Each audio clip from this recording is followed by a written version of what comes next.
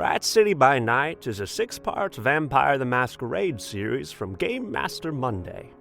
Contents warnings include kidnapping, muggings, organized crime, vampire genre typical violence, death, mentions of blood, suicidal ideation, teenaged NPCs in violent situations, religious references, and of course, rats. Please take care of yourself and enjoy the show.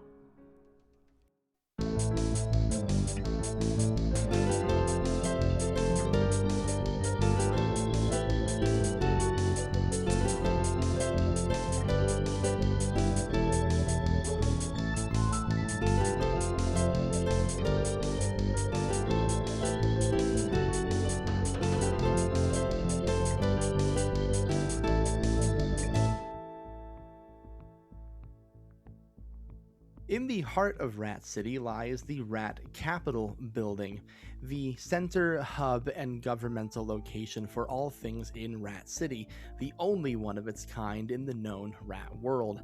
And sitting at the center of Rat City is Mayor Beverly Brisby. Mayor Brisby is not exactly the most liked rat, but is the most understood rat in the city. What she lacks in general charisma or actionable items, she makes up for with a clear and present care for her citizens. And on this particular day, one particular intern is coming into her office, saying things like, "Maya, I don't know if you've seen the reports, but there are rats going missing all across the city. It's been in the paper.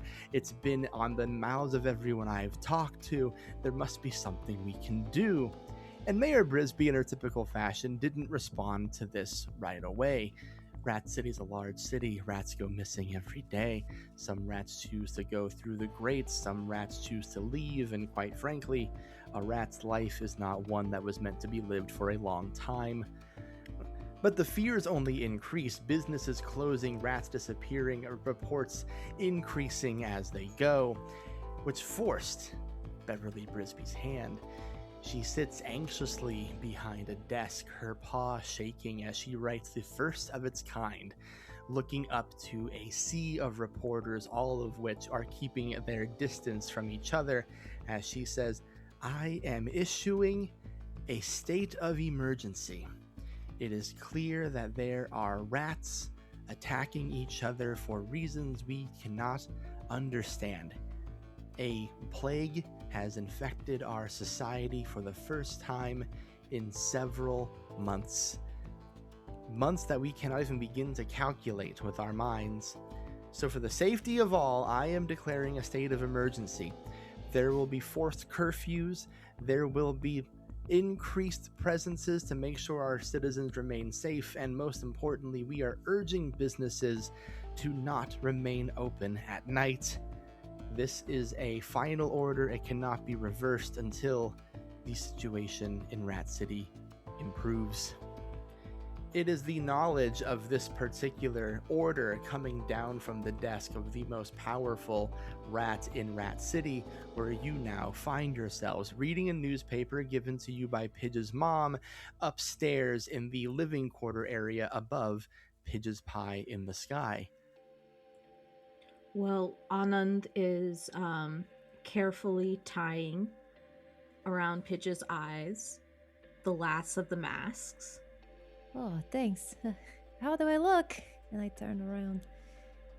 "Do I look cool?" The coolest. So this will be especially important if there's a curfew. "Do you think my shop is gonna still be allowed to be open if it's past curfew, or do we have to close the businesses early too?" It does say that they recommend closing the businesses early, but if there were any shop that people would risk breaking curfew for, it is Pidge's pie in the sky. Maybe Meatball could do a armed walk to people to go to the shop. "Oh, that's a great idea, Con." And then Meatball could still get his pie. Kind of makes the whole tie-in or severing of ties between the family and the shop a little difficult, but fuck it. Oh, yeah, that's true. Well, I mean, if you think he'd be open to it, I think that could be a great idea. I think they'll be open to it afterwards. So, there was a rat that we were going to go save. Yeah. Maybe. If they're savable. Well, we better get started on that one if we want to have any sort of chance. And if Feels we like want to test out these masks. Do we go out the window? Obviously. We're wearing masks. Perfect. And therein lies the question. Masks in tow, creeping towards a window, a pie to be delivered, and a voice to be investigated. Are you bringing the pie to Meatball tonight? Are you risking that? Or are you simply choosing to pursue the voice that Carmela mentioned? Well, the pie can fit.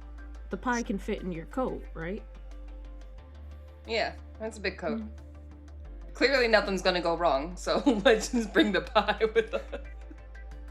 We're just gonna talk to the man. Number 1 priority, keep this pie safe. Number 2, save the life of a living creature. That's how I've been playing this game. Always keep the pie safe first. Carmela, as the person who is taking the lead on both of those things, I would like to know which direction you'd like to head. You, of course, heard the voice near your home. It wasn't long after you left that you heard that voice in an alleyway. So we are checking in here to see if you're going straight to Meatball or if you want to investigate that alley first. Well, the alley's on the way to Meatball, so I feel like alleyway first, then Meatball. I do think that as we creep closer to the alley in which Carmela heard the sounds, that Anand is realizing he's hearing more and smelling more than he's ever heard and smelled in his life. Interesting you mention Anand, because as you bring up the back flank, if you will, the engineer you are, having fabricated the mask, having devised a plan here, that memory, that dream, whatever you want to call it, from a few nights ago, still ringing in your head as you grow closer and closer to the alleyway, your senses raging, everything at a heightened level. A new premonition, a vision comes into your mind's eye.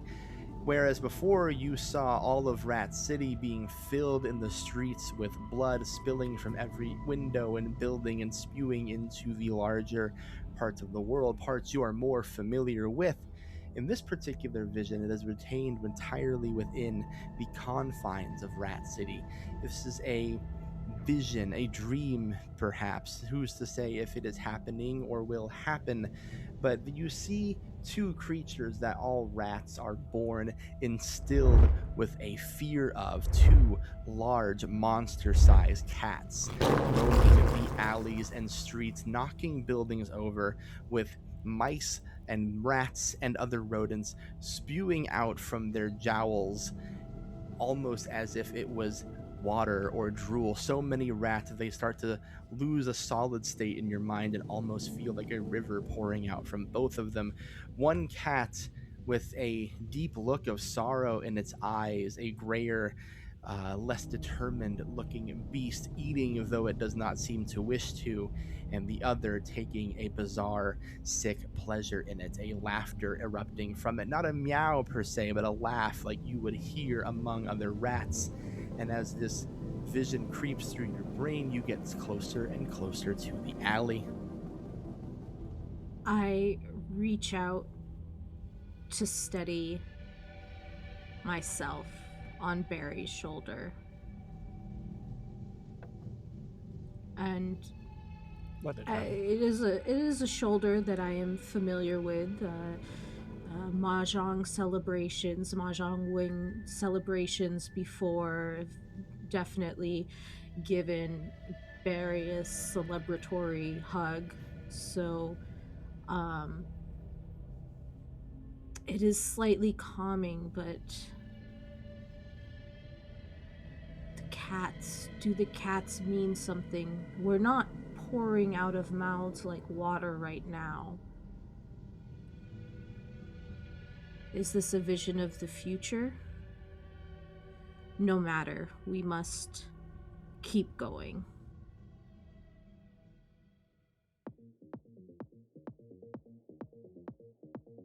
So as you reach closer to the alleyway, I actually need Carmela to make me a quick roll here. I need you to make me a wits and streetwise roll, please. A 9, a 6, and a 4.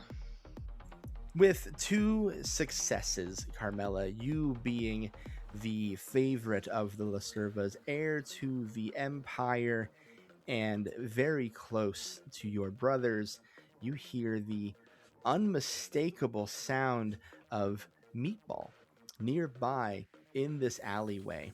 Another voice you only vaguely recognize, but you can very, very clearly hear Meatball saying, "I'm telling you, I don't know where she..." And then it just stops. Carmel will kind of mutter under her breath, totally able to be heard by everyone around her, so all of you would be able to hear this. Hey, only one person gets to pick on my fucking brother, and that's me. Guys, we got a situation. Let's go. What's going on? I don't know. Something with I Meatball. hope Let's it's go. not cats. You barrel into this alleyway, chasing down Meatball's voice, and then you see Meatball, from what you understand, Carmela, as not exactly acting in a way you would expect. He has a softer look in his eyes right now. You heard what sounded like distress, but now he just seems to have an open mouth, and he just seems to be bizarrely honest in his dealings.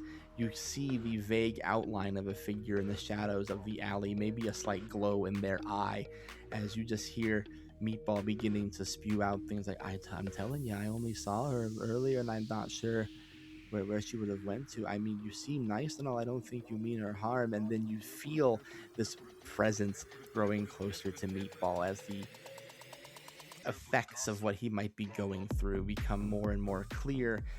I would like to, with permission, grab the pie from my coat. And I would like to, with my vampiric reflexes, try to, like, with the accuracy of a football player, I've never fucking played football in my life, I don't know how this is going to work, try to throw this pie into his mouth so he stops talking. So you'll make a dexterity and athletics roll, and you can also add your celerity to this. Good, because I got approximately 0 in athletics, so that's good. You are looking to pass a 3. We got a 7, we got a 10, we got another 7. That's 3. He just keeps talking, and you put your hand into your coat pocket, bring out a pie, and hurl it with an accuracy you never knew you had. And it's a pie, it's still messy, it still gets places, it splatters across his face, but it is largely in his mouth, and he starts like pawing at his mouth. He was confused as to the sudden taste sensation in there, and he turns to look at the direction it came from, and then you see a figure come out of the shadows, and all black rat, a scar above his eyebrow, fingernails that are longer than they have any business being, to the point where you could almost call them claws now. And this does look like someone you may have seen or encountered before, but your memory fails you as to who it is. And he points one of these dirty, crusty, wretched fingers at the 4 of you and goes, You fucking did this to me. And he shoves Meatball to the side as hard as he can, smashing him against a wall, Meatball falling, not deceased or anything, but clearly injured on the side, and starts running at you on all 4s. I didn't do fucking shit to you. What the fuck? Can I use a rouse check to intentionally get... Well, this wouldn't be a premonition. This would be a thing of the past to see when this person was turned.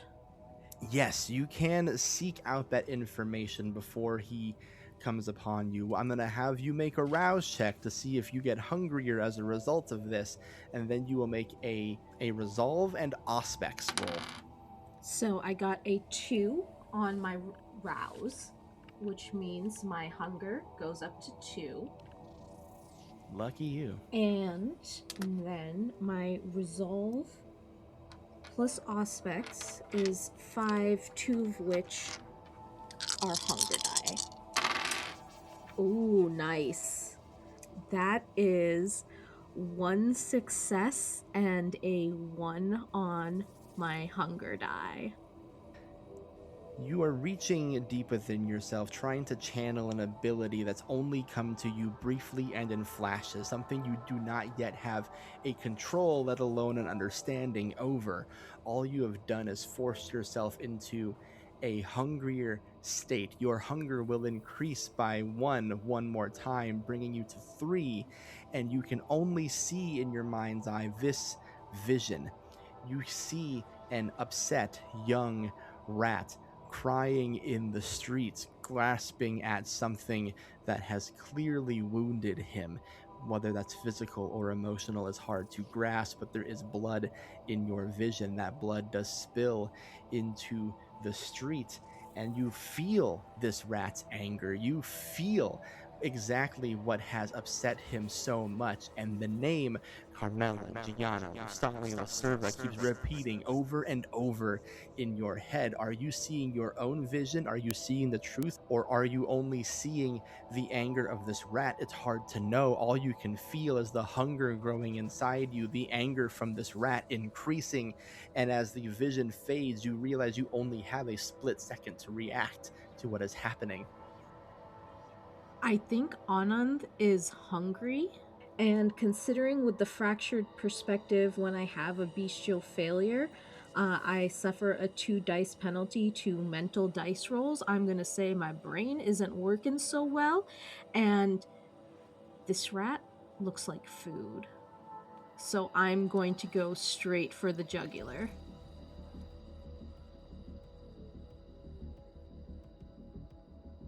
If I am making a strength plus brawl check, I would like to arouse the blood.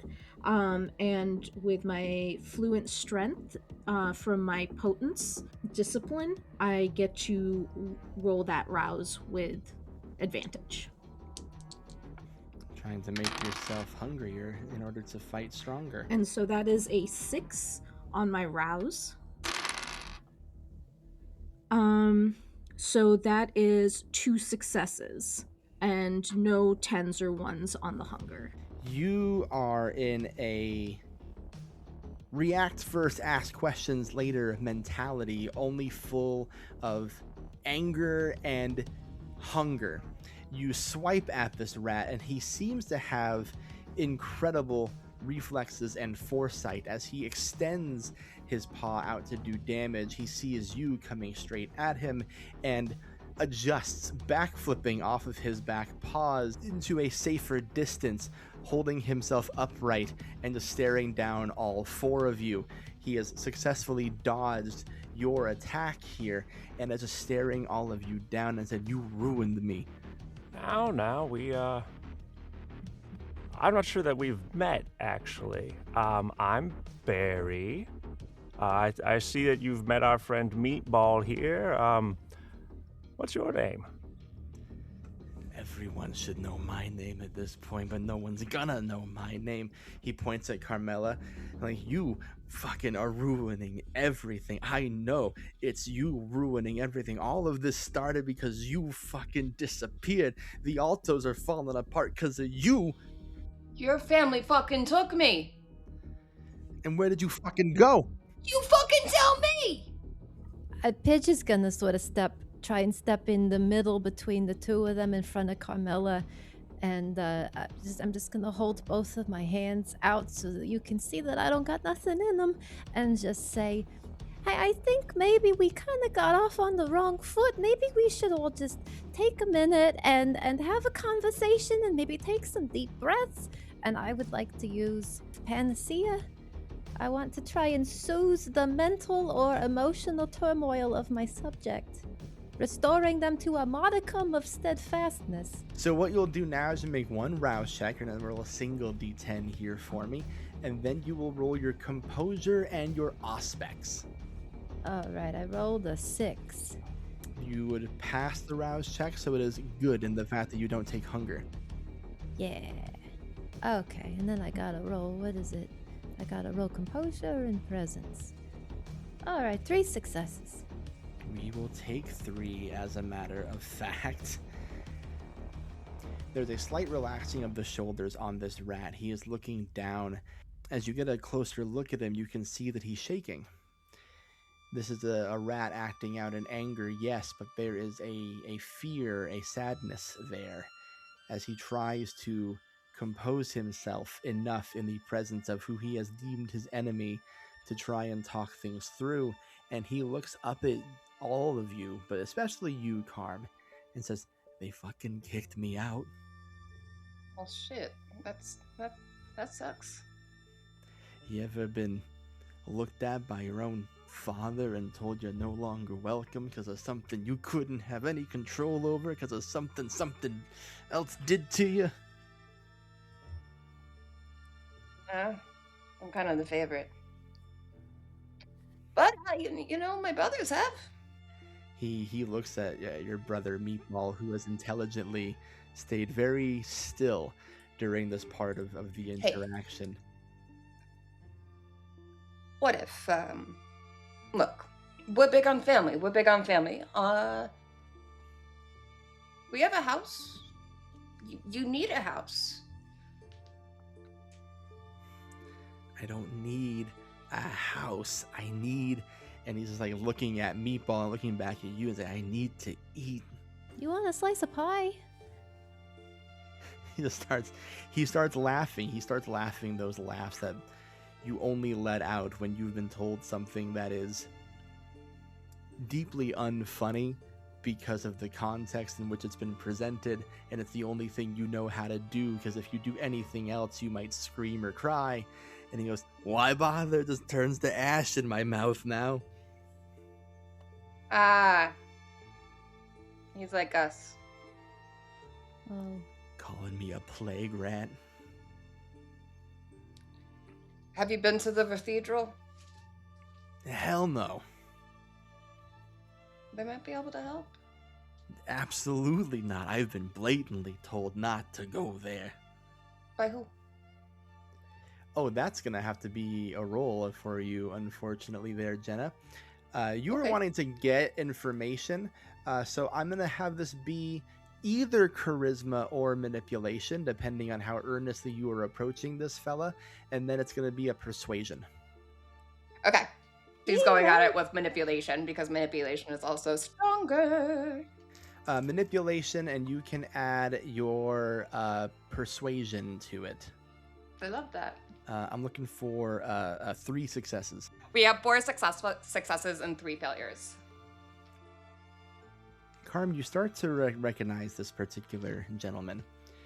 If you chose to focus and think of that night that changed you forever, you may recall the head of the Alto family yelling at, berating, and ultimately wounding one of their own.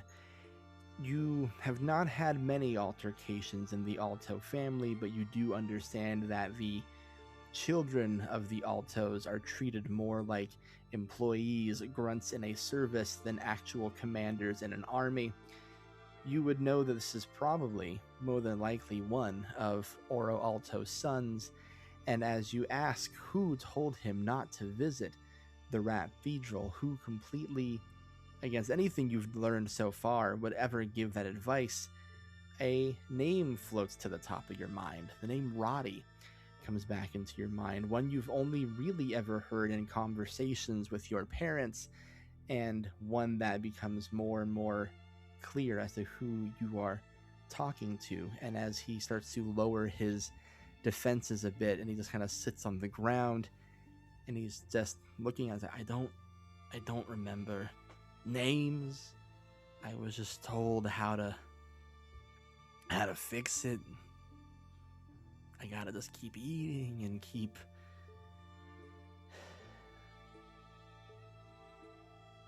Do you know how to make others?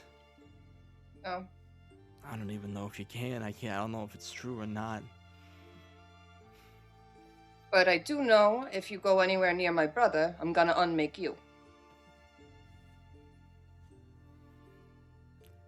I understand. I'll just have to find somewhere else to go, but here's the thing. I might not be in the Altos anymore, but there is something coming, and there's no way any of you servers are ready for it. There's no way the fucking mayor's ready for it, and I am choosing to leave you be because I'm outnumbered. I'm not an idiot. I'm gonna grab him at this point because I think I'm knowledge hungry, that something's coming. Yeah, I think Barry's gonna try to get in the way of this, especially since he's like surrendering. Now, hold on, we've de-escalated already. Let's just hear the rest of his information before we need to start dragging anything Barry, else out. he says something's coming and something is coming. We need to know what he knows. Barry just turns to Roddy. Roddy, would you care to tell us what's coming? There's, I'm sure you've seen the news and everything, how there's a plague in Rat City. Sounds like all of us have it.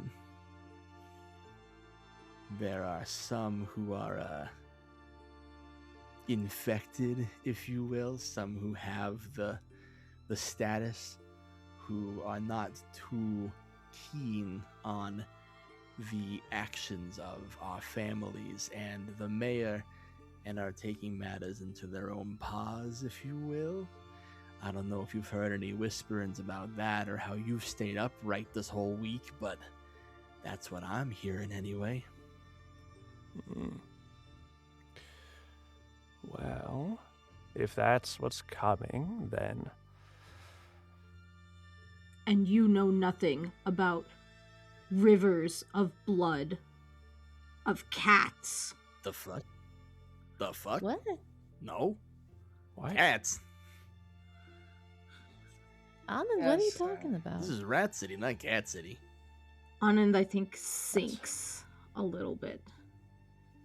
It sounds to me that what you're saying is that more people affected like us are on their way out of the woodwork, and some of them have less than noble intentions. We've got a noble sickness of our own here. So I think we'll be fine.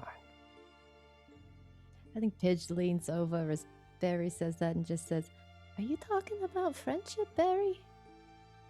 Yes, and there's nothing stronger. Roddy stands up, kind of brushes himself off, and goes,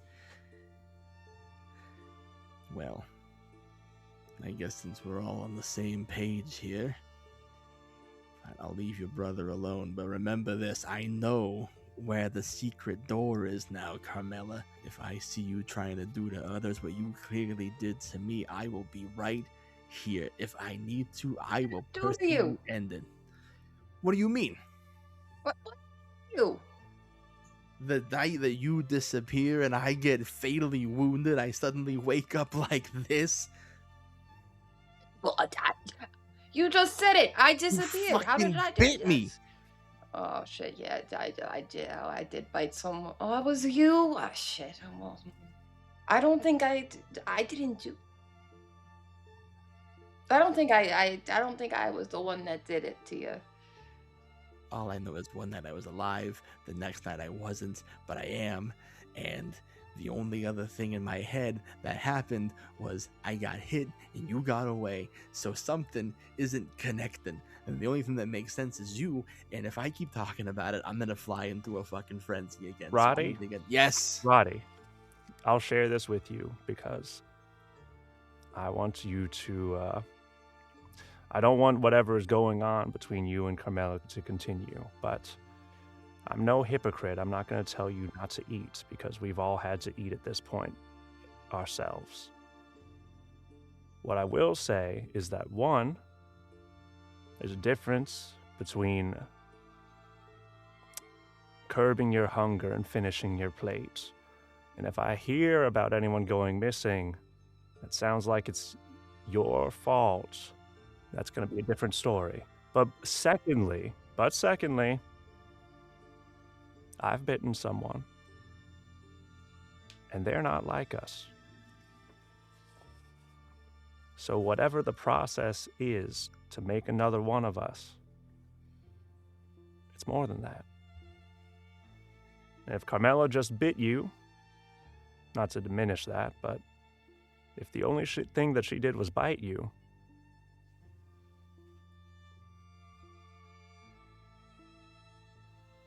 sounds like you're even at this point, so let's call it that. This is a truce, to be clear. And to be more clear, I am only targeting people that have been enemies of my family.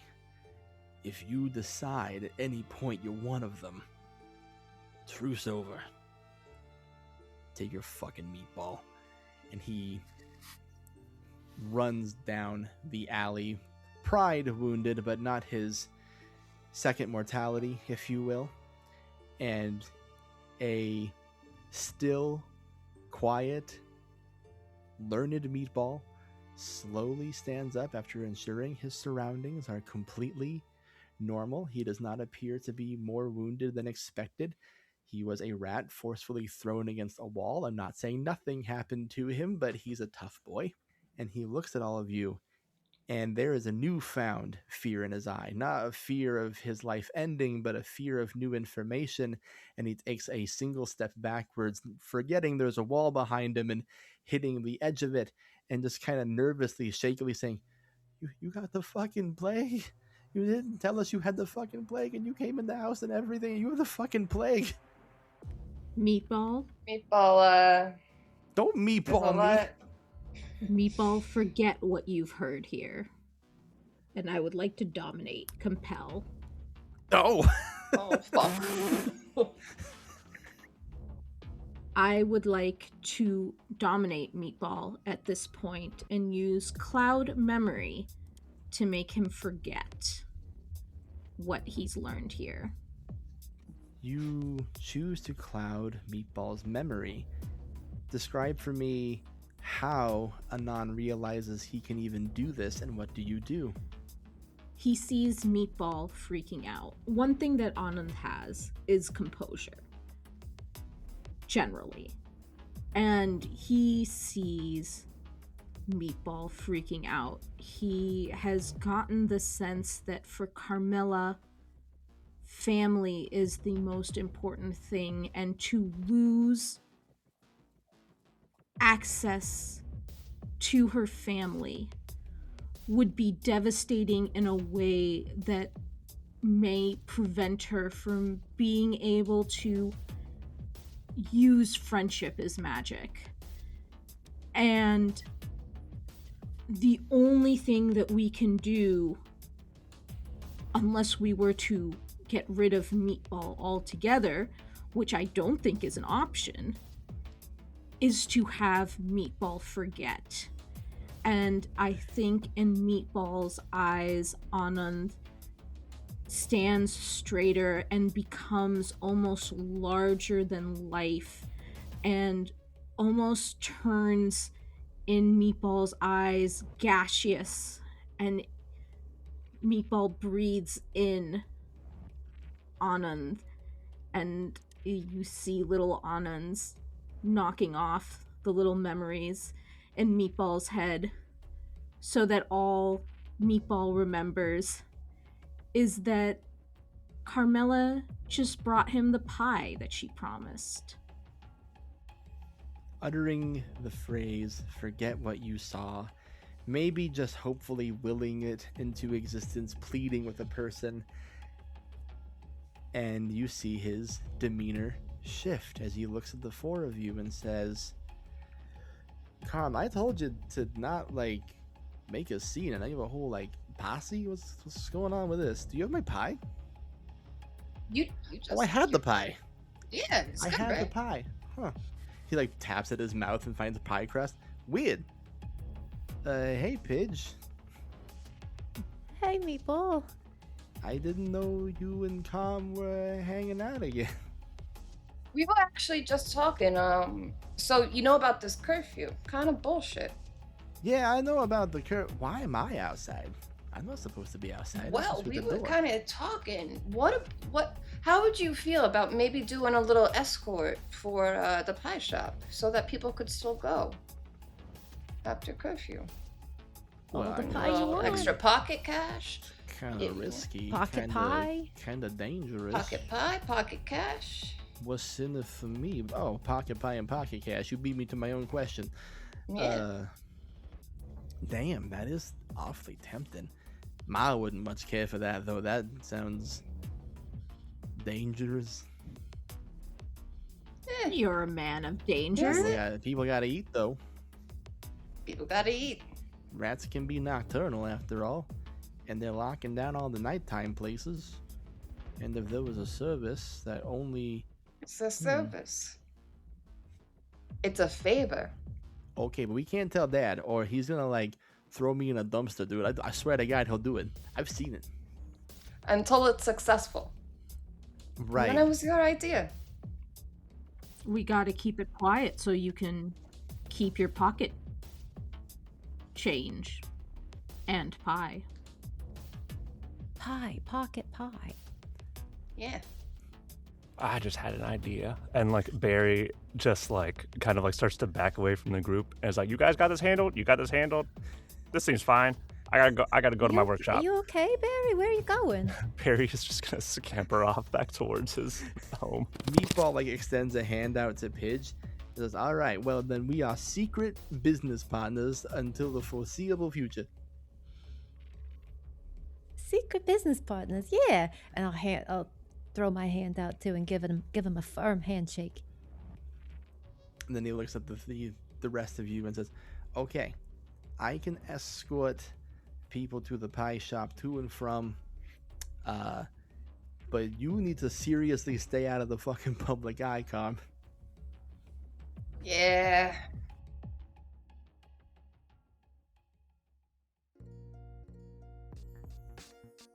We shift our camera over to Barry's workshop. You were struck with an idea, ran away from the group. What do we find you working on in here? Barry is like muttering to himself. He's like, pocket pie, we can work with that. And what Barry is trying to do is like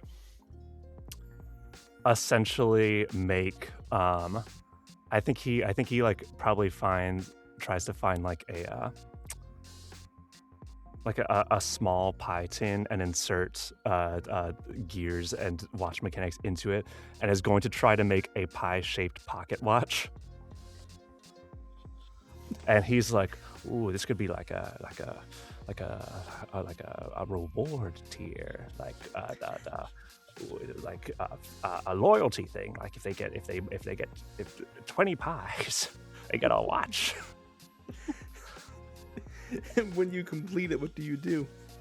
I think he finishes it and then he has it done. It's like it's mostly like in terms of the face, like where the two hands at the center of the clock face like kind of like connect into the dial, like point out.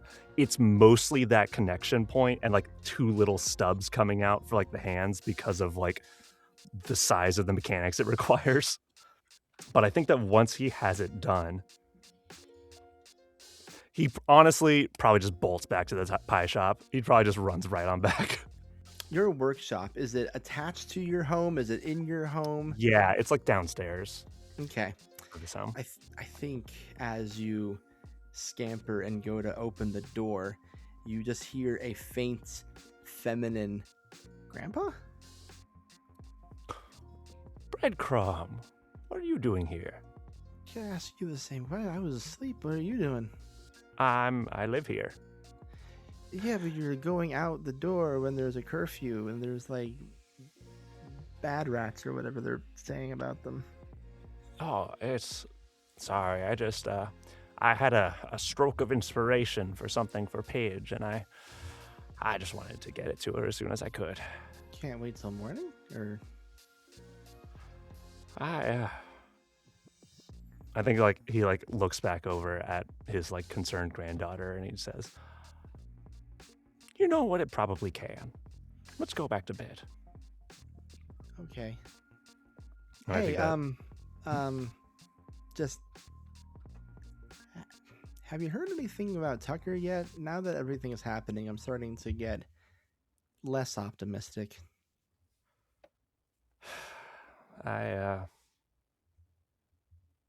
No, I haven't heard anything new. I hope she's not one of them. Barry kind of ruffles her hair. I hope so too, kid. Okay, I'm gonna try and sleep. No sneaking out. That's supposed to be what granddaughters do, not grandpas. All right. But don't you get any plans either. Okay, fair enough. I won't get any ideas. Good. And she retreats to bed. Are you going to listen to her and genuinely wait till morning, or are you waiting until she's asleep and retreating back to base? I think Barry waits till morning. He's not gonna dupe his granddaughter. No duping then.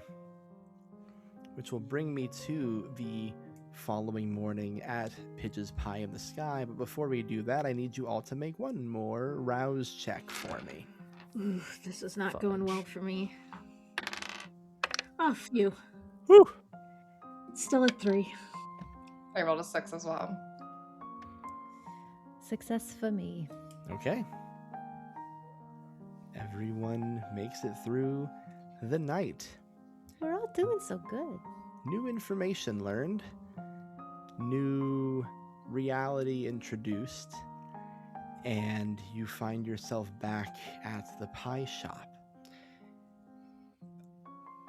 It's been quieter than normal for you, Pidge. People have been less inclined to go out and visit their usual haunts. There is a clear uneasiness and steadfastness and something brewing underneath Rat City. Your heightened senses, all of you, but especially Anons, becoming more and more aware of the building tension, the tightening of a string that is Rat City. So now that you've learned what you've learned, encountered Roddy Alto, managed to wipe Meatball's memory, possibly on purpose, but who can say for sure, what do you discuss? What does life feel like now, with a week and a day behind you? I think Anand wants to meet with Carmela alone. I like that idea. I like the idea that Pidge is just in the kitchen, continuing to wipe the same spots on the counter, continuing to make the same pies, trying to listen in on this conversation if it's happening in the pie shop. And at the same time, I think Barry is trying to talk her ear off about this pocket watch for the Upper Crust Reward Club. Carmela, Yeah. I have never viewed myself as a violent person. But I think out of the 4 of us, only you can truly understand what I am thinking. There are more and more of us. I pictured Rat City being drowned in a tsunami of blood. And I wonder if that's not happening. If each of us is hungry and we can possibly accidentally turn. Do you think you turned that rat?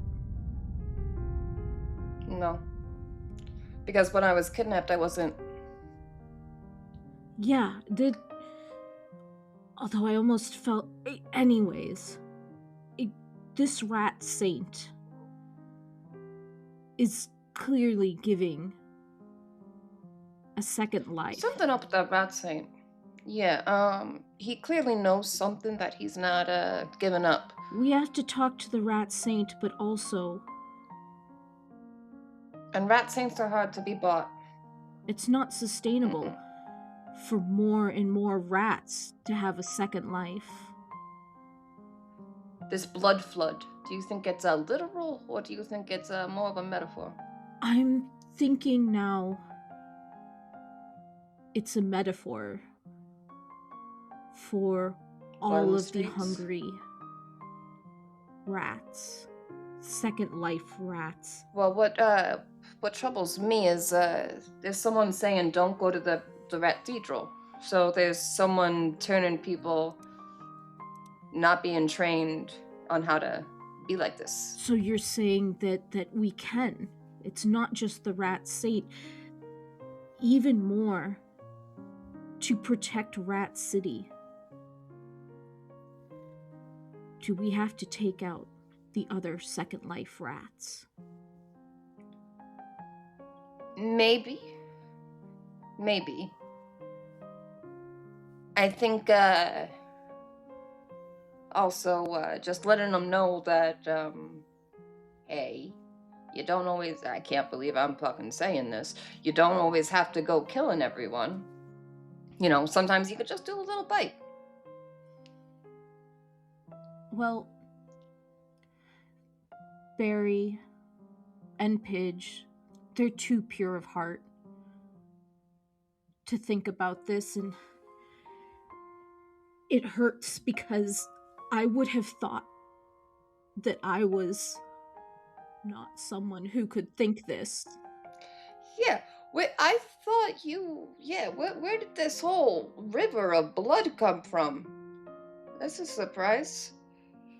It's as if I can see things. I don't know if they're real or not. It must be part of this Second Life gifts.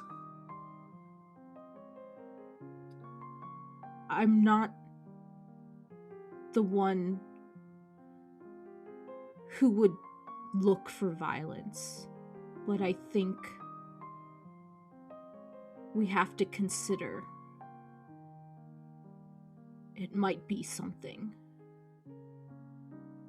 that we have to do. I think, tracking down exactly how this, Roddy was turned might be a good idea.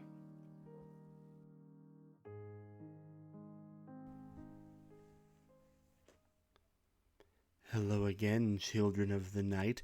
It's me, your storyteller Grant, and I'm here at the middle of the episode to tell you about something I personally have been looking forward to for a very, very long time. From our friends over at Oakleaf Insignia Games, this is Fortune Favors Dice. Do you want a new modular, push-your-luck, rules-light RPG that can work for any table? Of course you do.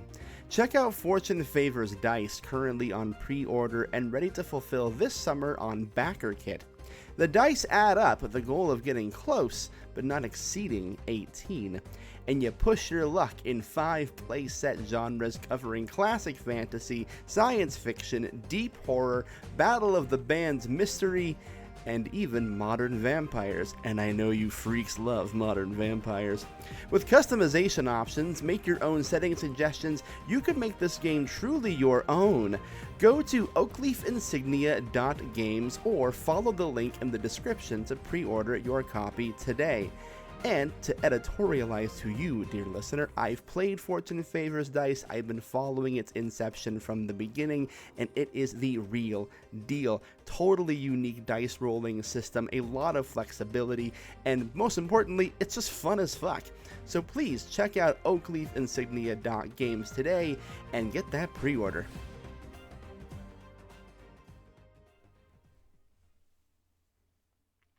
All right, now that I am certain that you've all paused the episode, went to the episode description, clicked the link, and backed Fortune Favors Dice, I think it's high time we brought you back into Rat City by night. So here's the rest of the episode. So I was thinking maybe like a leaderboard, right? So it could be like whoever is the biggest pie eater or like purchases the most pies per month, they would get this sort of reward. Here's the first one that I put together. It's a little mock-up of a pocket pie. But maybe maybe if you wanted to, you could do like one person gets to like suggest a new flavor for the next month, or Yeah. those are really the only two ideas I had. Yeah, no, those are great ideas, Barry. And I'm still wiping the counter. What do you think they're talking about down there? They've been gone for quite a while now. I don't know. Anand is a big into philosophy, so it's probably something about that. The counter's clean, Pidge. Yeah, but you know, with the little micro abrasions from all the cutting and the I haven't really had the time to re-sand it and refinish the wood. You know, but philosophy, I feel like it's not really Carm's. Not that she doesn't love a good conversation, but I don't think she would really be staying around for a. What's it been? And I look up to the clock on the wall. It's been about 45 minutes. I don't think that Carmilla would really stay for 45 minutes of philosophy. Although, you know, I could be wrong. I don't know. Well, Anand can be pretty persuasive, and Yeah. I think we're all learning that's some true. new things right now. So Yeah. Yeah. Barry, have you've with the hunger, you know, and all of that. How are you? Who are you? And I set the rag down. Who have you been eating, Barry? yeah, it's only been once so far. Okay. It was another shop owner. He also makes clocks. I've taught him some stuff before, and Yeah. I walked past his store and I saw him up late working and stepped in to see how he was doing. He looked like, from the window, he looked like he was having a little trouble, and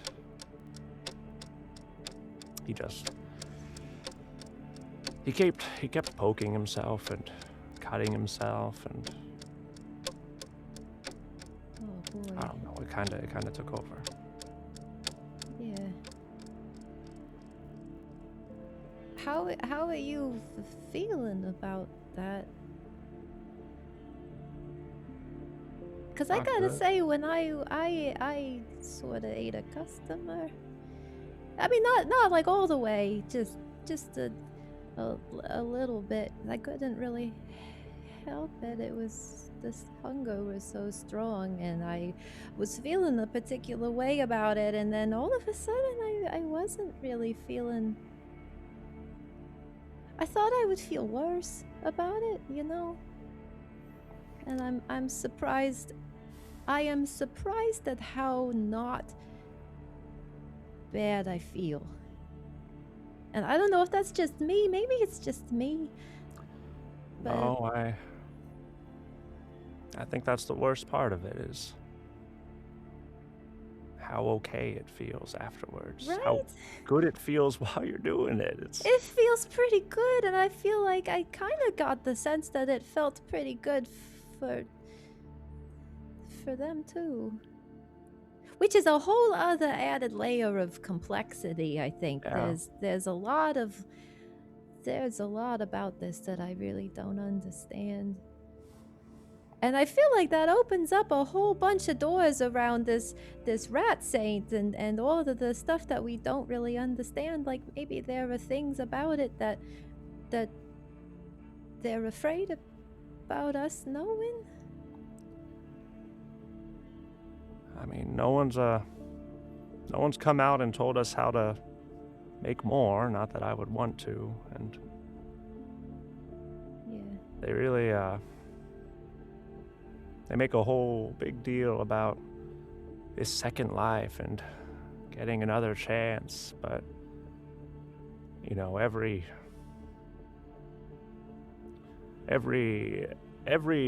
life has bookends. It has a start and a finish, and we're pretty clear on how the first life starts and ends, and we're getting a general idea of how the second one starts, but people have been keeping their lips pretty tight on how the second one ends.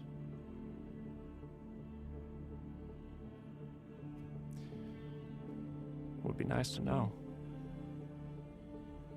I think as you utter that thought is precisely when Carmilla and Anan will reappear downstairs. Oh, check the clock. It's pie time.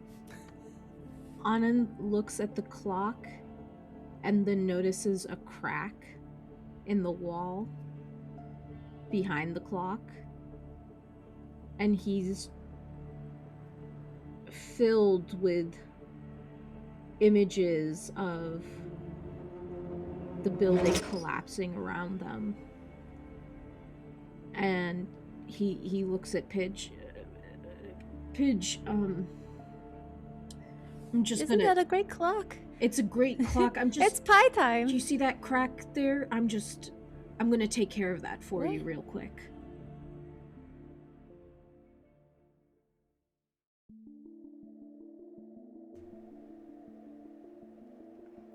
Time, as it is often wont to do, passes in Rat City. New information learned, encounters had, and now another couple of days in front of you as you try and digest what's happened. Where do we find each of you during the next couple of days? Have I gotten any responses to my upper crust club? The Upper Crust Club, of course, has been advertised to members of your shop since your first feeding nearly a week ago, and you would have certainly had interested patrons, especially those being escorted now by one Meatball Lacerva, to bring them to the shop as he stands protectively outside the door. I think just sort of separately, I would be starting to take down their information and setting up an upper crust club, both meetings for the group as well as any opportunity for individual private tastings. With your Upper Crust Club established, not choosing to feed just yet, but with a few days passing, I would like you to make me 2 rouse checks. Okay. I passed them both.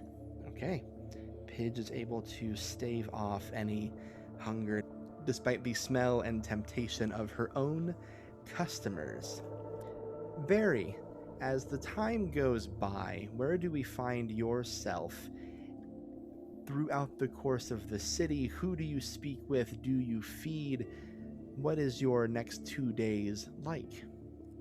He is trying to keep his normal routine as much as possible. He's like spending time with his husband, with his granddaughter, going to just doing work in his workshop. He's not going to Rat Mask because I don't think we're hitting a Sunday. But that's also when Rat Mahjong is. But otherwise, just trying to be normal. You have a straightforward couple of days. Your husband has returned to work after their week off, still worried about you and your newfound sense of energy, but nothing you're unaccustomed to.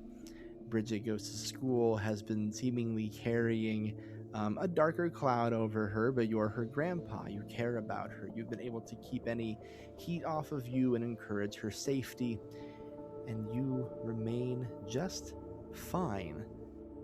But with 2 days behind you, I will also have you make 2 rouse checks. Sure. That was a 2 and an 8. So we get 1.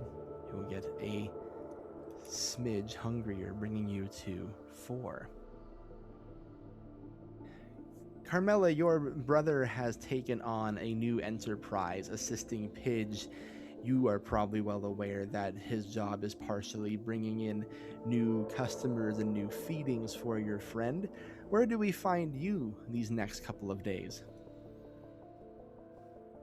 I think she's kind of splitting her time between the pie shop and the house. Kind of actually pains her to say, but somewhat listening to her brother's advice of staying out of the public eye a little bit. She's checking in with Pidge and Meatball and everything. Like, she's not lurking or anything. She's making conversations and making herself known. During a check-in with Meatball, before this even gets started, can you make 2 rouse checks for me? Sure. That was 1 success and 1 failure on my rouse checks. On your way to check in with Meatball, you getting a little bit hungrier during the course of the week as you have stayed under wraps, you encounter a member of your club, Barry Sunderson. Carm. I just wanted to ask you, do you think he can handle it? Meatball, What I do you mean. Handle what? We've got him running security detail against something that he's already lost to. Yeah. But, he's a big boy. But, it is tough. I mean, I know that everyone in your family is tough, and it's different than how my family works, but the idea of, like, putting my own blood, I guess, on the line out there to guard against... Yeah, but at least this way I can keep an eye on him. That's true, but... Well, I'm close. you running security on our security detail? Kinda. I don't know how to beat us. Like, I don't know. It feels like we're sending him out with nothing. Like, how do we... He's not equipped for this. He doesn't even know he already tried and lost against this before. He's just...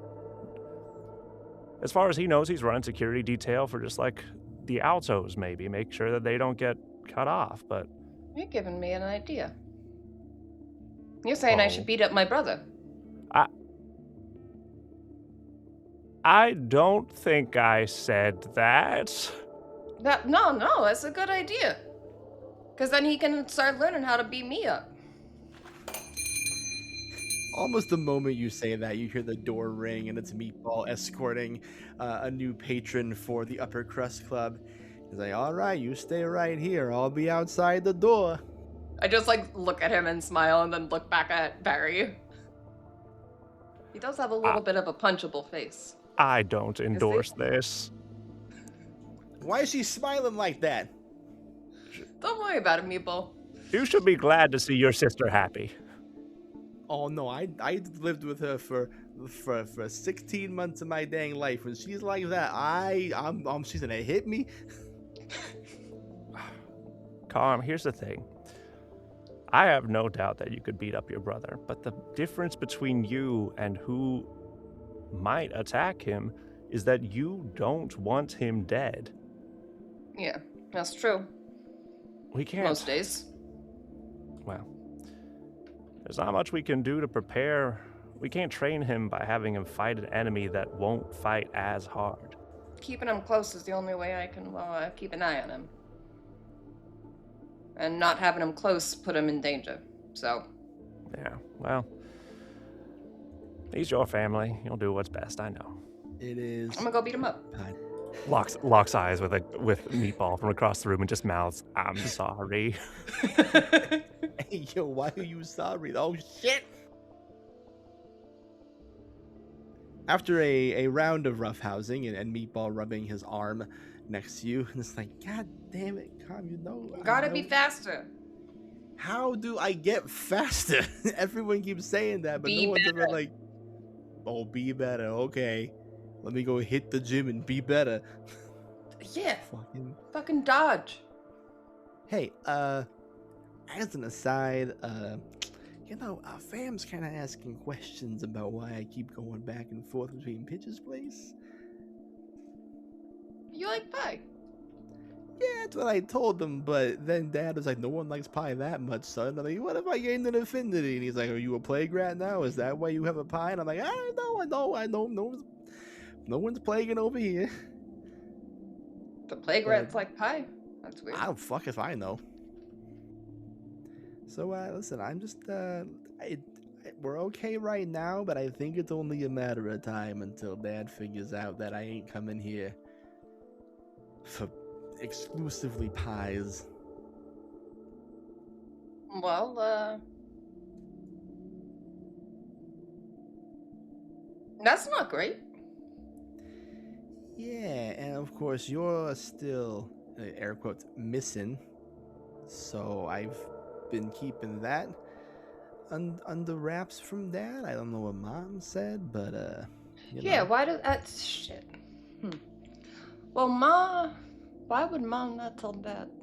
That's weird. I do not know. All I know is I've been trying to keep it under questions. Ma, to me, Mom's really side-eyeing me. She hasn't said anything, but you know when she does the look. Yeah, that look. When she what's the phrase she say? I smell a rat. Well, you do kind of stink. Fucking, what am I supposed to do? I go out. I'm in the fucking sun, walking these rats. I sweat. I got rat sweat. You're like the only fucking rat I know that sweats like that. Shit. You are very mean to me, even though I've been very nice about this whole thing. I gotta show my love. Yeah, all right. Listen, I'm just saying we gotta keep it. We gotta figure something out to keep the parentals off our trail. So I just wanted to make sure you were in the loop on that, and also like the curfew's getting tighter. So, the nighttime travels, I might need to increase my payments from Pidge if you catch my drift. You need more pie? Honestly, at this point, I might need like a cut of the portions from the Some Crust buttons? Club. I might need some buttons. All right, I'll see what I can do. Okay. Have you heard anything? I heard that one of the Alto kids is missing, which Dad finds very fascinating. Yeah, I heard something about that too. Do you know which one? Oh, fuck, they all have those stupid fucking names like Toddy and Lottie. I think it's one of them's. Roddy maybe. I don't really keep track of the chillins. Or Oro's fucking mean about it. That's all I know. But yeah, he's a real piece of shit. No, Dad's been really invested in this whole plague rat thing. How so? Just asks a lot of questions. He reads the paper and muses out loud, saying things like, "Do you think a plague rat can do this?" And like, I don't know, Dad. I just work here. He does get really interested into, his little hyperfixations. Yeah. All right. Just keep a lid on it and stuff. And the doorbell rings and the guy walks out and says, "I'm going to get a blueberry pie the next time I come." Hey, that's great news, man. Glad to hear. Let's get you back to the waiting line. Which will bring me to Anand. You have been plagued, of course, by these visions of floods and cats, trying to get to the bottom of everything, asking questions about saints, the process, what it means for you, the powers you have been stumbling into. What are the next 2 days like for you? So I think Anand does a couple things. He does try to keep up appearances of, normalcy. So that includes mentoring various rats at the university, doing the office hours and the classes as necessary so that Nikolai can continue to have his time off. He takes a couple nibbles during some of the private one-on-one tutoring sessions, always making sure to cloud the memory of the rat that he has taken a small snack from, but being very careful in it that they don't forget what they learned from the tutoring session, because that's not what he's about. Let's see how effective those nibbles have been before we continue Sure. here. Can you make 2 rouse checks for me? Yeah, absolutely. I have failed one and passed one. So, based on the experiences from the previous night, that'll put you at 4 hunger. With your nibbles the next 2 days, would you like to resolve any of that before you continue on? I'll resolve 2 hunger. Bringing you to 2. So Anand, once class is done, usually he would go to Mahjong Club with Barry, but Barry's also been a little busy, and the coffee cart is still not back in the park. So Anand is instead taking this time, this sort of evening time, to scout out the cathedral. I'm going to have you make an intelligence and stealth roll. Ooh, I'm good at those things. So that is 4 dice and 2 hunger. I'm going to need at least 3 successes here, I think. That is 1, 2, 3, 4, 5 successes. No messy crits. With a 5 for succeeding, you have been scoping this place out. It would seem the only way in or out of the Cathedral is the front door. There is nothing special or secret. Nothing was built to deceive from the outside. I would assume that you are especially interested in this place at night. And there would be a single time, where you see a rat you've never seen before, a distraught looking thing, bringing in the wounded possible corpse that sure isn't moving and it doesn't look great into that Cathedral. And as time would pass, you would see someone walking out looking recovered, healed, and scampering off into the night. You never see that other rat leave the building, but you wouldn't see Matthias leave the building either. As a ratster, he resides at the Cathedral, has an office, has a sleeping quarter, so you would not see him come or go. He just seems to be maintaining his duties, but you would see this. And to confirm, I see this happen twice or only once? You would see it happen once in 2 days. And the person who brought in the corpse-looking rat never comes back out. Never comes back out. Okay.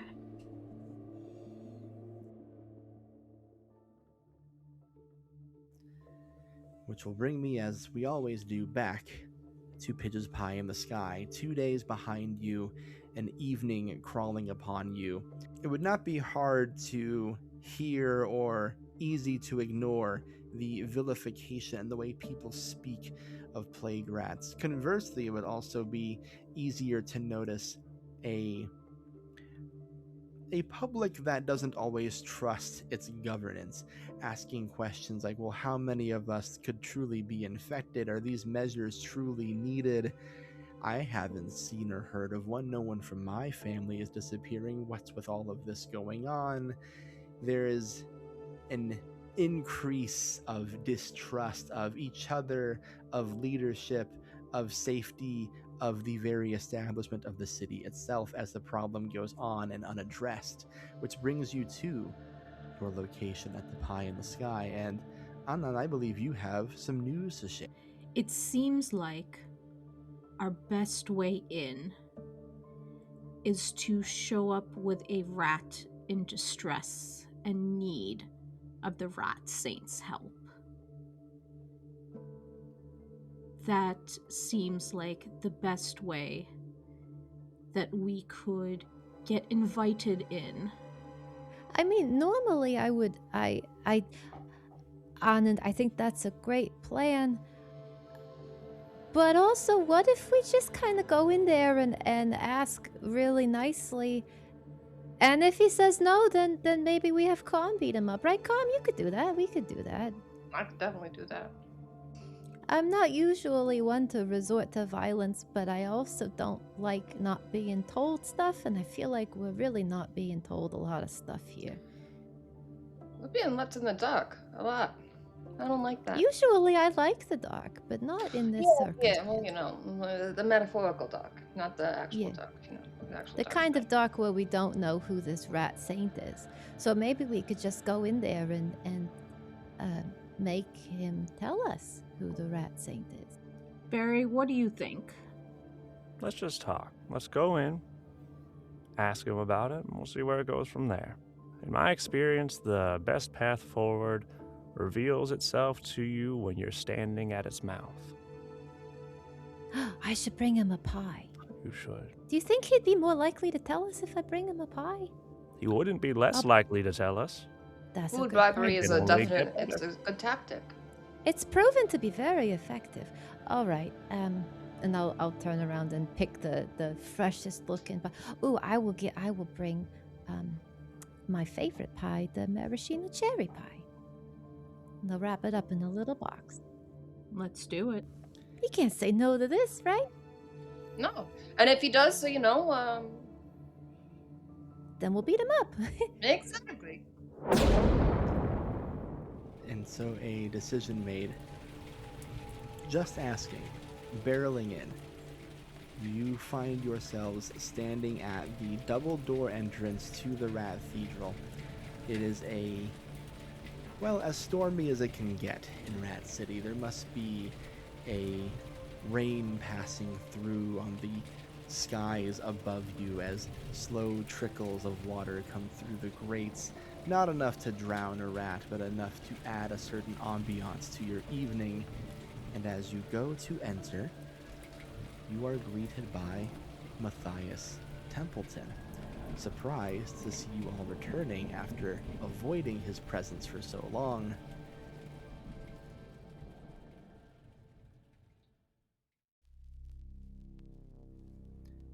We return to see Bellamy Rex and Peachy LaRue following a rat that was eyeballing the Rat Cathedral. A rat that is faster than a typical rat would be, and also containing some of the symptoms and sickly appearances that the freshly fleed Peachy was also exhibiting. Chasing down this rat, keeping a distance from them, maybe not on purpose, just by biological design, you are able to observe that she scampers over a large chain link fence, landing on the other side and vanishing from sight. Damn. Peachy, can you smell it? No, it smells like shadows and depression. Here, allow me. And Peachy scales the fence with an uncharacteristic athleticness and offers a paw. Well, I think you notice, like, when you like turn to look down to reach out with your paw, there is like the fading moment of Bellamy recognizing the change and seeing it manifest in this, but quickly shakes it off, grabs your hand to have you help pull him up. Tracks. Do you see tracks anywhere? Let me, and like looks around to see if I can spot any sign of where this flea might have gone. It's a poorly lit part of an alleyway. This chain link fence, when you look through it, because it is able to be looked through, like Peachy said, you would see darkness. You would smell almost nothing. Just like the general sense that linger in a city like this. It is difficult to see. Damn. No, I don't see nothing. Flee. And we'll like hop down from the fence onto the other side. Just like a flea, they'll run and hide in the shadows. Peachy, at the top of this fence, looks. And the shadows are too deep, too dark. There's a velvet texture about them that is unnatural. We should do a stakeout. Stakeout? Yeah, you never approach an enemy on home territory. That's why the mayor banned me from her place. You got a point there. We still don't know exactly what we're working with, and it seems these fleas, turning back to look into the darkness, might be a little bit more slippery than first thought. The fleaspiracy only grows. As the experienced detective that you are, Bellamy, how would you propose staking out this location?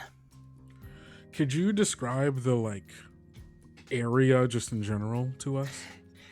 Consider this the downtown area of Rat City.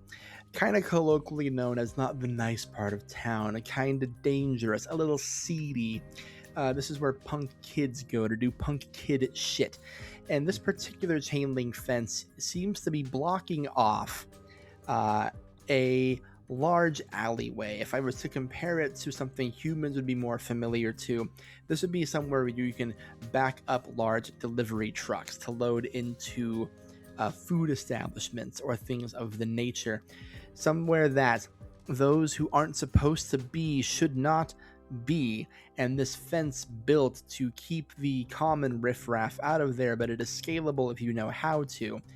The buildings that surround, there are very run-down apartments. There are business establishments that offer things that maybe aren't necessarily needed by the common rat, but those in a desperate mindset could find themselves visiting. This is the downtown of Rat City. Well, we need to get a perimeter on the area.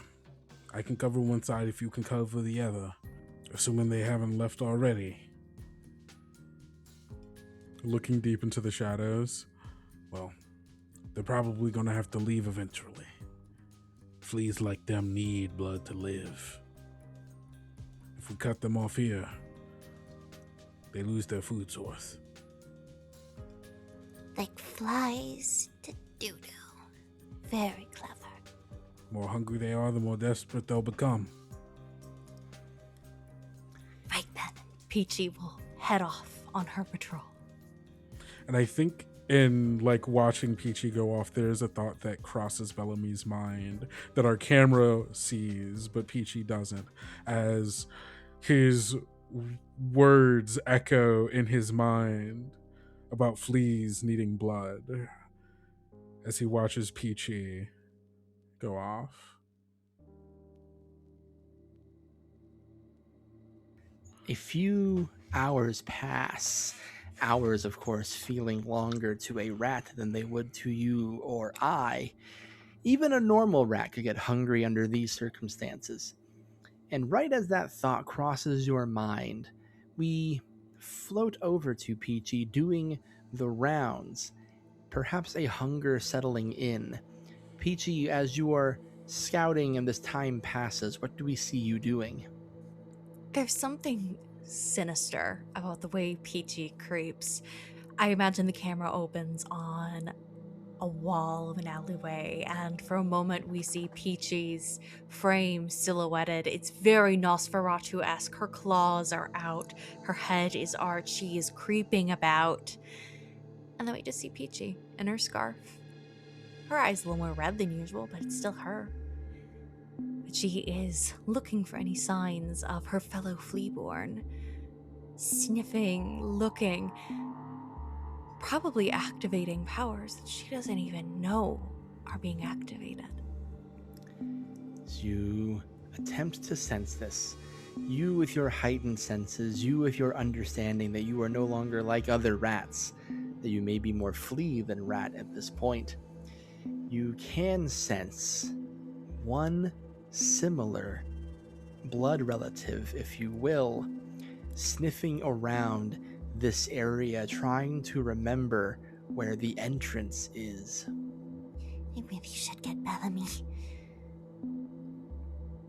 But Peachy makes sure that this is what she's looking at. For a moment, she touches a paw, perhaps a bit unwisely, towards this area. Almost like they have the same thought, and they're padding around to remember where a secret entrance is. You feel the touch of another paw that quickly jerks back. Another rat jumping out of the shadows like a startled animal with the hair standing on the back of their neck, saying, I'm sorry. No, I'm sorry.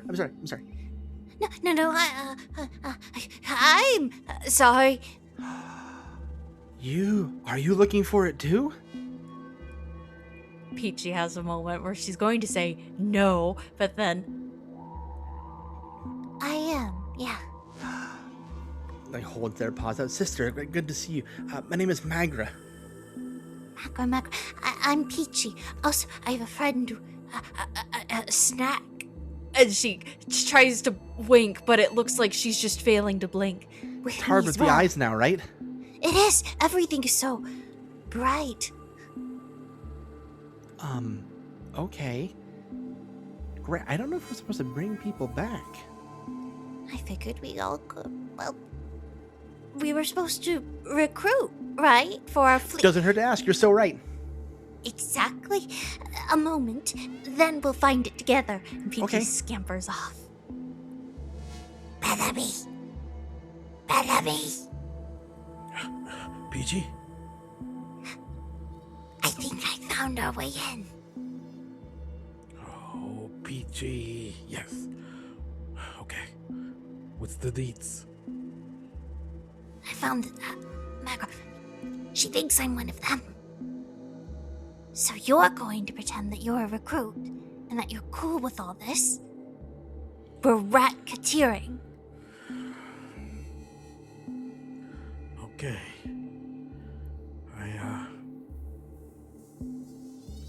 You sure this is safe? No, but I know, and I swear, on everything that is Peachy LaRue, on my scarf, that I will not let you become a flea.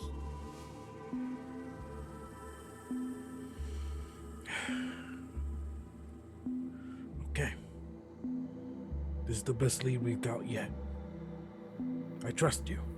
And I trust you. And Peachy will lead the way back to this other thin rat. Is this the one? It is. Impressive, don't you think? Yeah. Are there? Do they know what's going on? They don't look changed. Oh, they're in the know. Yeah, no, I know all about the fleas. Please. Okay. Did you make something up to make him feel safer or something? Yeah, I just said that like it's a flea thing because, they're calling us black rats or whatever. Uh-huh. Exactly, like what the mayor told us to do. Mm-hmm. The mayor? You mean Ollie? Peachy looks at Bellamy. Yeah. Yeah, Ollie, making the making the world a better place. One rat at a time. We gotta fix the city and all that. Okay. Yeah. Okay. Sorry, you just are using unconventional methods to recruit, but whatever works, I guess. Sure. I think the entrance is somewhere around where that chain link fence is, I want to say. Or you can get in there. Hang on, follow me. And Magritte kind of just leads you to the area around the fence and is patting around it, kind of slapping the dirt. And finally goes, oh, right, duh. And unspools a piece of chain link, almost as if it was thread, very delicately unwinding it until a rat-sized hole forms, and then just holds it open for you. Come on in, I'll close it behind you. Just like shares a look with Peachy as like this is happening, going, Peachy holds it, and gestures broadly. You enter, and Magra leads you through the shadows, calling out like, "Okay, make sure you're holding pause. It gets dark, but your eyes will adjust." And you are led through, eventually the darkness parting like a fog being blown out by the wind, and you see what appears to be an encampment of other rats with similar complexions and symptoms to Peachy's. It's not as large as you might have thought, or the mayor would have made it seem like.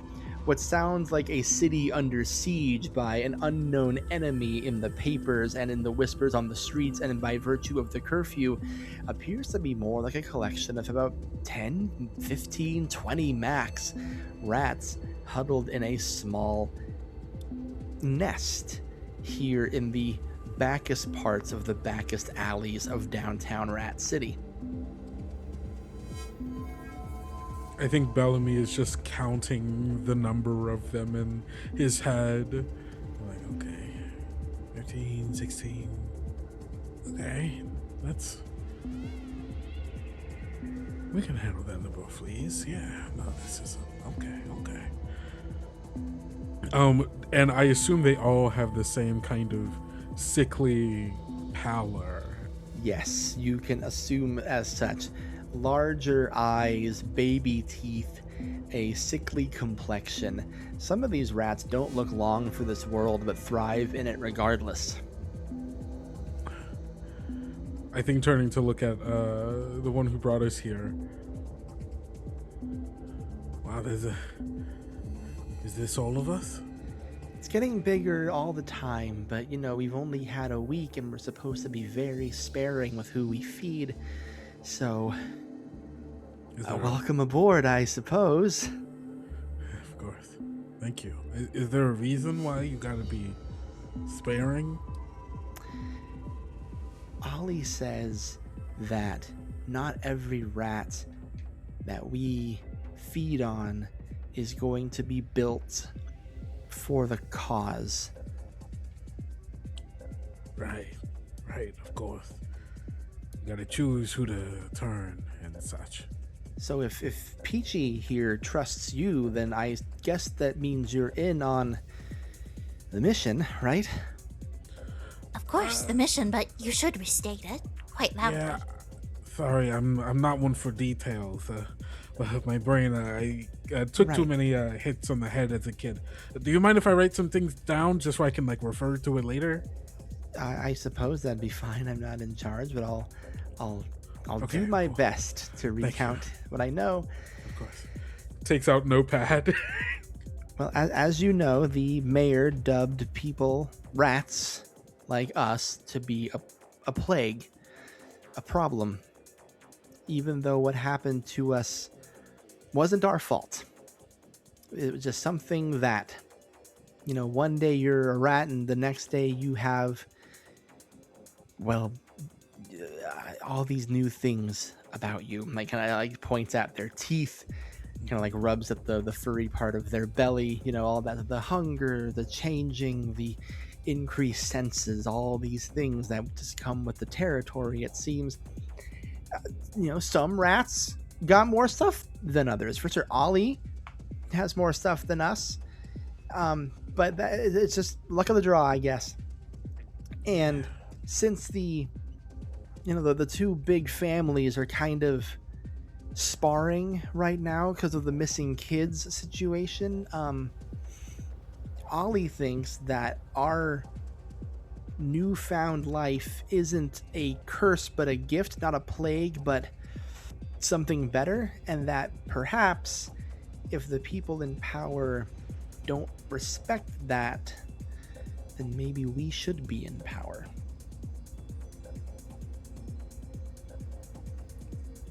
See, Bellamy, I told you it makes sense. It all is making sense. It does make sense, doesn't it? And a deeper voiced femme rat comes out from the shadows with one rattling at her side, looking at her very much so in admiration. She has a mohawk situation going on top of her head. She has a dark brown complexion in her fur. She does not have the same symptoms that it would seem Peachy has. Her eyes seem more intact, her teeth longer, her fangs coming out of the mouth. Fangs, not a thing rats are accustomed to having, but this one does. And she looks at the two of you and says, Magra, why don't you go tend to some of the others? I understand that there's a meal waiting for you closer to the back. And Magra kind of nods and scampers off. And Ollie says, I believe that you two have encountered a few friends of mine. Well, potentially, yeah. There's hi, nice to meet you. Sorry, name's Bellamy, and I kind of try to subtly put away the notepad. No, please. I think what we are going to discuss will be very interesting to you, Detective.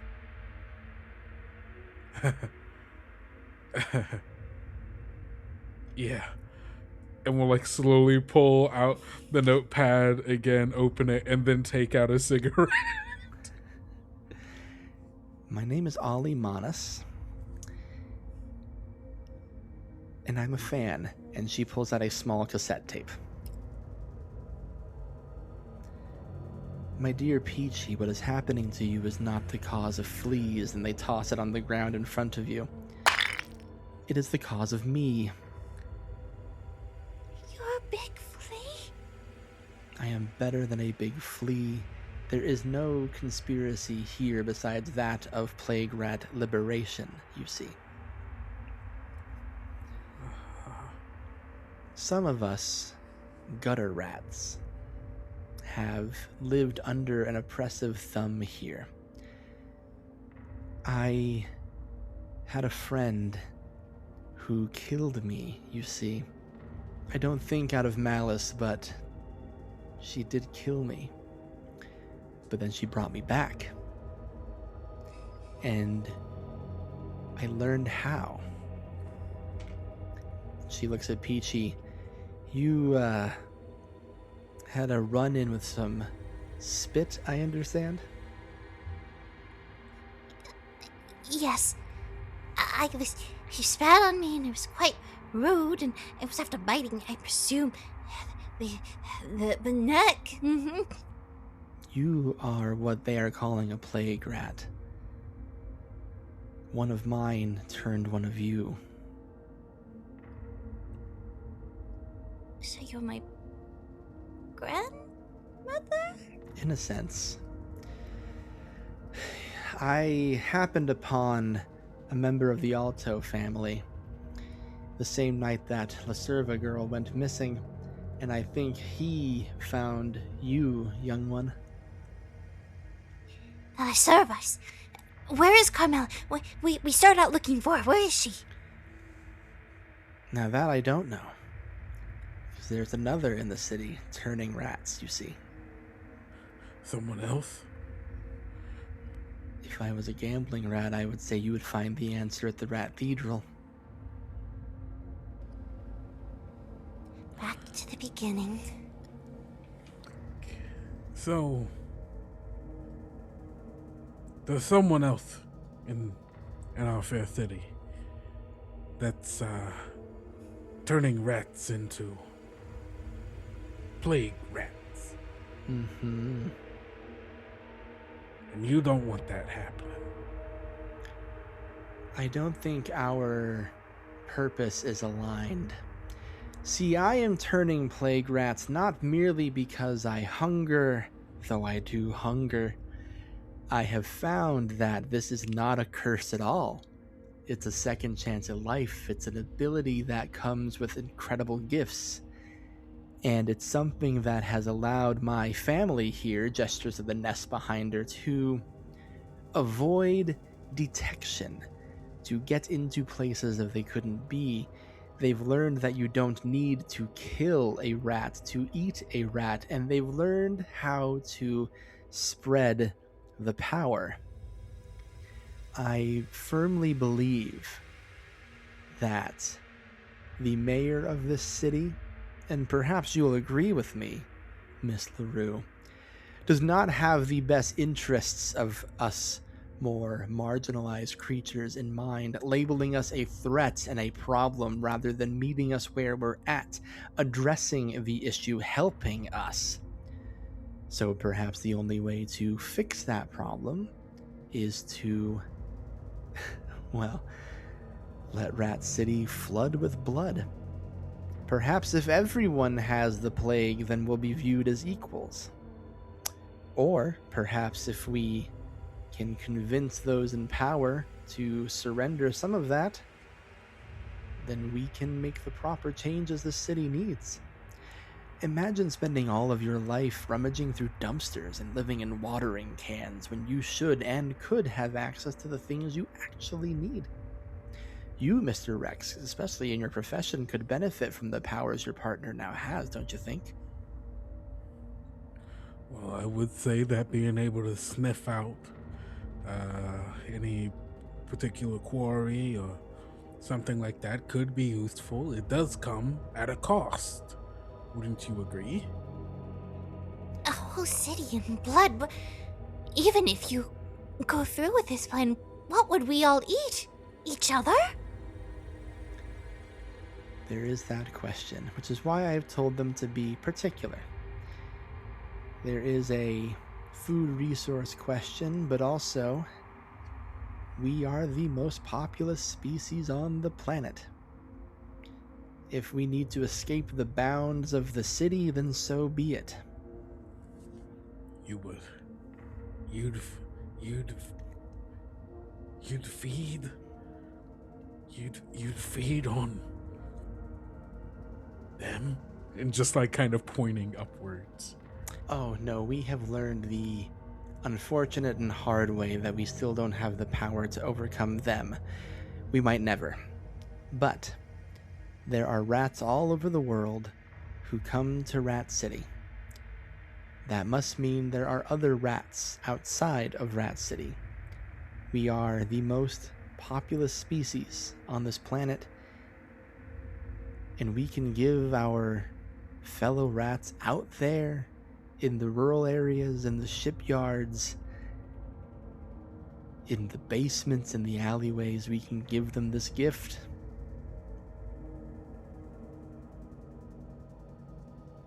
Bellamy's just going to feel Peachy's hand take their hand and squeeze it.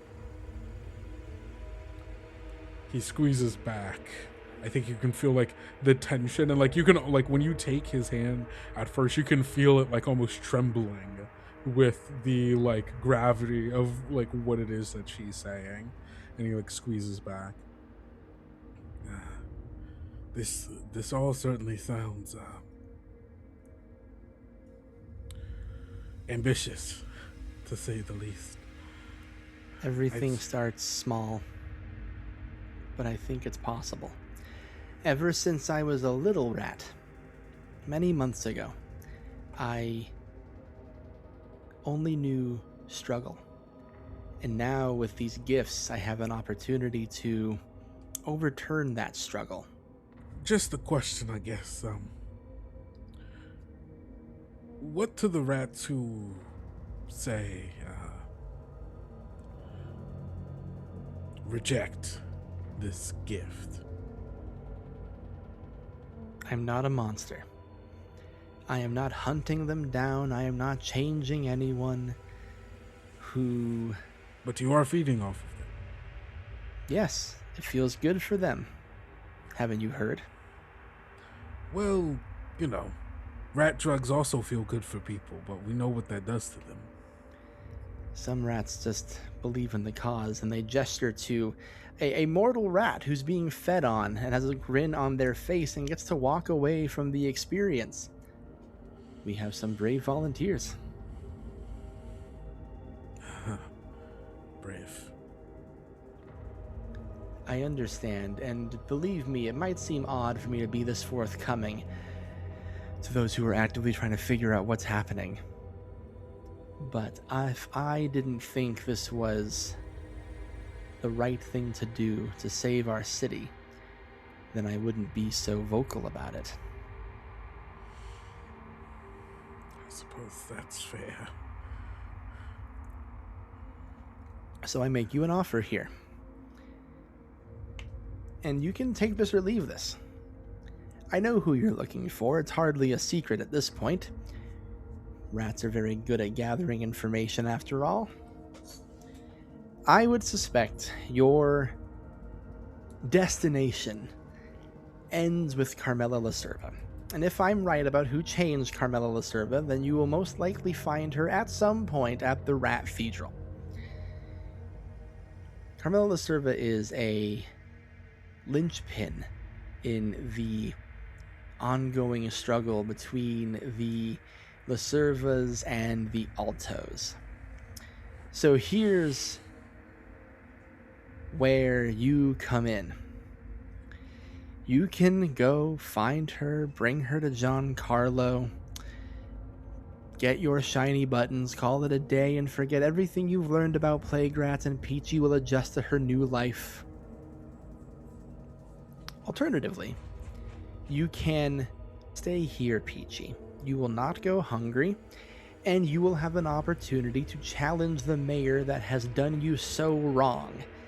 Your friend here can also join us, either in their current form or be plagued, as it were. It comes with extraordinary gifts, opportunities, a turning over of power, and it is something I believe we are very, very close to doing, so long as nothing gets in our way. And I do truly mean, it is up to you. Either way, I'm proceeding with my plans. Of course. Sorry, it's just a lot to take in. Take a few days. I'm in no hurry. You going to let us leave? Of course. It's not like I don't know where to find you, and it's not like you don't know where to find me. I think eventually we'll find our answer. Well, it was wonderful meeting you, Miss Ali. Don't be a stranger. Of course. And we'll tuck the notepad back into his suit, the cigarette already down to its butt. He takes it out of his mouth, crumples it in his hand, and stuffs it in his pocket. Okay, well, I'll head home then. And kind of turn to look to Peachy to see if she plans to come or stay. I'll come with you too. This is quite a bit to mull over, Miss Holly. I understand. It's not a decision to make rashly or even in distress. So take the time to mull it over. Okay.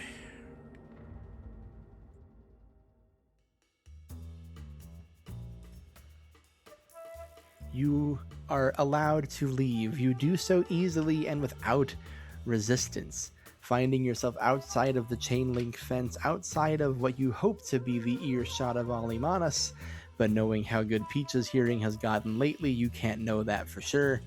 Hey, Peachy, I think I could use a little bite to eat. How about you? Peachy cringes at the word bite. Oh, that's all right. I could use... Oh. A nibble, it's quite alright. I just don't want to think about you being bitten or biting or any of that. Yeah, of course.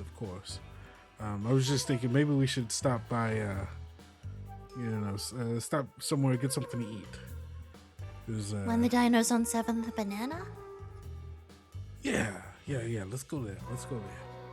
You go to the Greasy Thimble, an eatery very close to where Zippy's would be.